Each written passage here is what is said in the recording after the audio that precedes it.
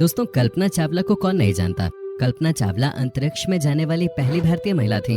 आपको बता दें, कल्पना चावला अपने पूरे जीवन काल में 2 बार अंतरिक्ष यात्रा कर चुके थे। अंतरिक्ष में कल्पना ने 31 दिन 14 घंटे और 54 मिनट का समय बिताया था।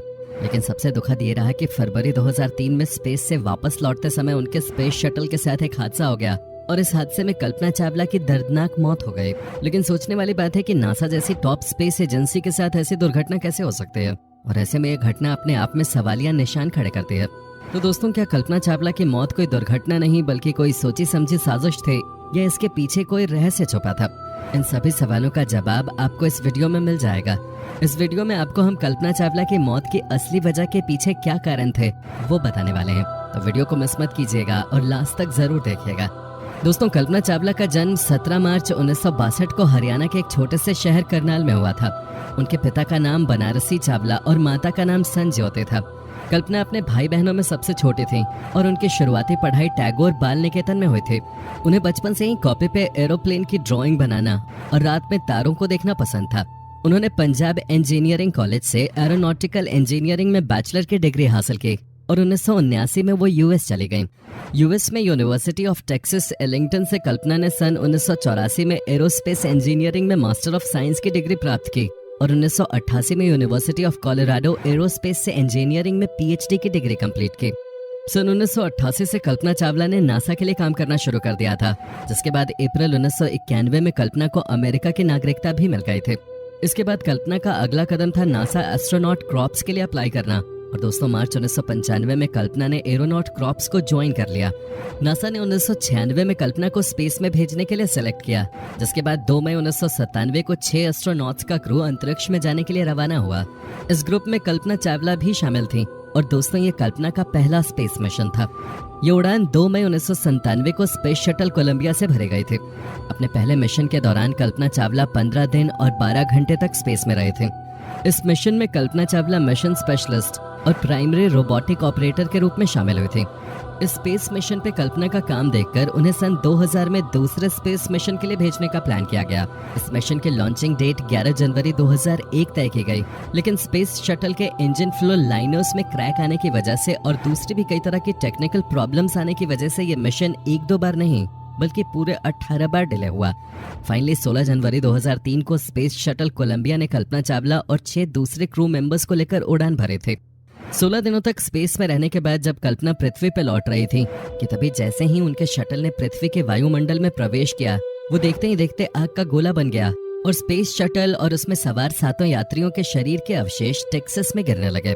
इस हादसे में कल्पना के साथ उनके 6 क्रू मेंबर्स की दर्दनाक मौत हो गई। सबको लगा कि यह सच में वाकई एक हादसा था जिसकी वजह से कल्पना और उनके 6 क्रू मेंबर्स की मौत हो गई, लेकिन असल में 16 जनवरी 2003 को कुछ ऐसा हुआ था जो कल्पना की मौत का जिम्मेदार था। दरअसल दोस्तों, इस मिशन को लॉन्च करने से पहले शटल में 2001 से लेकर 2003 तक काफी सारी टेक्निकल प्रॉब्लम्स आई थी। जाहिर सी बात है, इस वजह से ये मिशन डिले होता गया, लेकिन ये जानते हुए भी कि इसमें कोई ना कोई प्रॉब्लम आए जा रही थी, फिर भी नासा ने इन टेक्निकल प्रॉब्लम्स को ठीक करके 16 जनवरी 2003 को इसे स्पेस में रवाना कर दिया।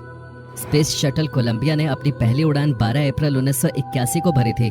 तब से लेकर 16 जनवरी 2003 के पहले तक ये कुल 27 उड़ानें भर चुका था और अपनी पूरी लाइफ में इस शटल ने 300 दिन 17 घंटे 40 दिन और 22 सेकंड का समय स्पेस में बिताया। और शायद यही कारण रहा होगा कि इतने लंबे समय तक इस्तेमाल के आने के बाद इसमें लगातार टेक्निकल प्रॉब्लम्स आ रही थी। लेकिन नासा ने इस तरफ कोई ध्यान नहीं दिया और इस स्पेस शटल को उसकी 28वीं उड़ान के लिए लॉन्च कर दिया। इस हादसे का दूसरा रीजन स्पेस शटल कोलंबिया का थर्मल प्रोटेक्शन सिस्टम था। स्पेस शटल कोलंबिया को जब लॉन्च किया गया तो उस वक्त उसके साथ 2 बूस्ट रॉकेट्स और एक एक्सटर्नल फ्यूल टैंक को कनेक्ट किया गया था। शटल के इस फ्यूल टैंक को थर्मल इंसुलिन फोम से पूरी तरह से कवर किया गया था, क्योंकि इस फ्यूल टैंक में फ्यूल को लिक्विड हाइड्रोजन और लिक्विड ऑक्सीजन के रूप में रखा जाता है, जो कि बहुत कम टेम्परेचर पर लिक्विड फॉर्म में रह सकता है। इसलिए जरूरी हो जाता है कि फ्यूल टैंक के अंदर ही हीट ट्रांसफर को रोका जा सके, और इसी वजह से पूरे फ्यूल टैंक को थर्मल इंसुलिन फोम से कवर किया जाता है। इसके अलावा स्पेस शटल पे भी थर्मल प्रोटेक्शन का इस्तेमाल किया जाता है। शटल का थर्मल प्रोटेक्शन सिस्टम या टीपीएस वो बैरियर है जो स्पेस शटल के ऑर्बिटर को पृथ्वी के एटमॉस्फेयर में री एंटर करते समय 1650 डिग्री सेंटीग्रेड तापमान तक हीट से बचाता है। इसके साथ ही साथ ये thermal protection system space shuttle को अंतरिक्ष में हीट और कोल्ड दोनों से बचाता है। टीपीएस पूरे ऑर्बिटर की सतह को कवर करता है। शटल के हर एक पार्ट को पृथ्वी के वातावरण में री एंटर करते समय अलग अलग मात्रा में हीट सहनी पड़ती है और हीट की इसी मात्रा के आधार पर शटल का थर्मल प्रोटेक्शन सिस्टम तैयार किया जाता है। स्पेस शटल के टीपीएस में 7 तरह के मटेरियल को यूज करते हैं जो अलग अलग मात्रा में टेम्परेचर सहन कर सकते हैं। इन 7 मटेरियल में सबसे इम्पोर्टेंट कार्बन पैनल होता है। इनमें एक सबसे इम्पोर्टेंट मटेरियल HRSI या high temperature reusable surface इंसुलेंट tiles होते हैं। ये टाइल्स स्पेस शटल को 1260 डिग्री सेंटीग्रेड तापमान तक हीट से बचा सकते हैं।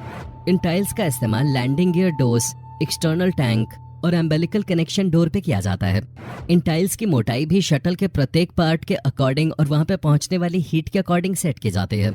इस तरह 5 अन्य मटेरियल को भी यूज करते हैं और स्पेस शटल पूरी तरह से थर्मल प्रोटेक्शन सिस्टम से कवर किया जाता है।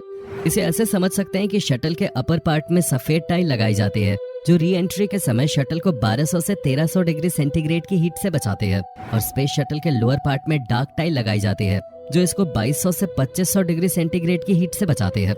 16 जनवरी 2003 को फ्लोरिडा के कैनेडी स्पेस सेंट्रल से स्पेस शटल कोलंबिया को लॉन्च किया गया।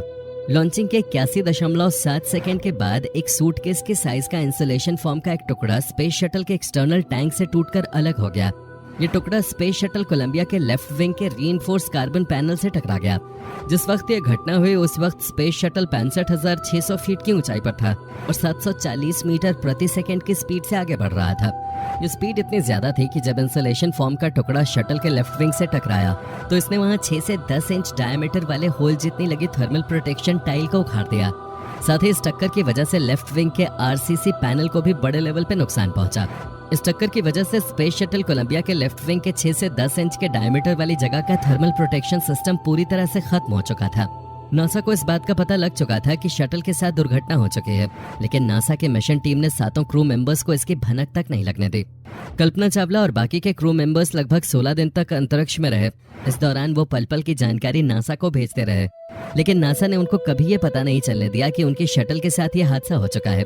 इसके पीछे ये तर्क भी दिया जाता है कि जब इंसुलेशन फॉर्म का एक टुकड़ा शटल से टकराया तो नासा के मिशन टीम के इंजीनियर को ये लगा कि ये नॉर्मल टक्कर होगी जिसका स्पेस शटल पे कोई ज्यादा इफेक्ट नहीं पड़ेगा और वो सुरक्षित री एंटर कर लेगा। 1 फरवरी 2003 को कल्पना चावला और उनकी पूरी टीम वापसी के लिए रवाना हुई। उन्हें फ्लोरिडा के कैनेडी स्पेस सेंटर पे अमेरिकी समय के अनुसार सुबह 9:16 पे लैंड करना था। सुबह 8 बजे कंट्रोल रूम को डी ऑर्बिट के लिए मैसेज भेजा गया। 8:10 पे क्रू मेंबर्स को वापस मैसेज भेजा गया कि सब कुछ नॉर्मल है और वो री एंट्री कर सकते हैं। सुबह 8 बजे क्रू के चालक दल ने भी ऑर्बिट 1 के लिए स्पेस शटल कोलंबिया के 2 ऑर्बिटल मेन एवरेज सिस्टम को चालू किया।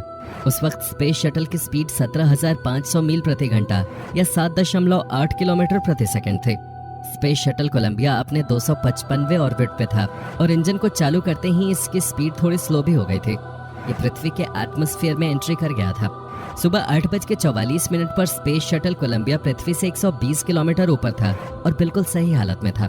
इस समय तापमान घर्षण के कारण इसका टेम्परेचर 1317 डिग्री सेंटीग्रेड तक पहुंच गया था। अगले कुछ ही मिनटों में टेम्परेचर सेंसर ने काम करना बंद कर दिया और शटल के लेफ्ट विंग में आग लग गई, जिसके कारण शटल 57 डिग्री के एंगल पे लेफ्ट साइड में झुक गया। धीरे धीरे शटल के लेफ्ट विंग की जगह होल हो गया और एटमॉस्फेरिक गैसेस शटल के अंदर तेजी से घुसने लगी। इसकी वजह से स्पेस शटल के अंदर हवा का दबाव बहुत कम हो गया और शायद उस समय सारे क्रू मेंबर्स बेहोश हो गए थे, क्योंकि सब कुछ इतनी जल्दी हुआ कि उन्हें टाइम ही नहीं मिला कि वो स्पेस सूट के हेलमेट को भी बंद कर सके। दोस्तों, अगर आप इस वीडियो का नेक्स्ट पार्ट देखना चाहते हैं तो नीचे कमेंट करें नेक्स्ट पार्ट, और इस वीडियो को लास्ट तक देखने के लिए आपका बहुत बहुत शुक्रिया।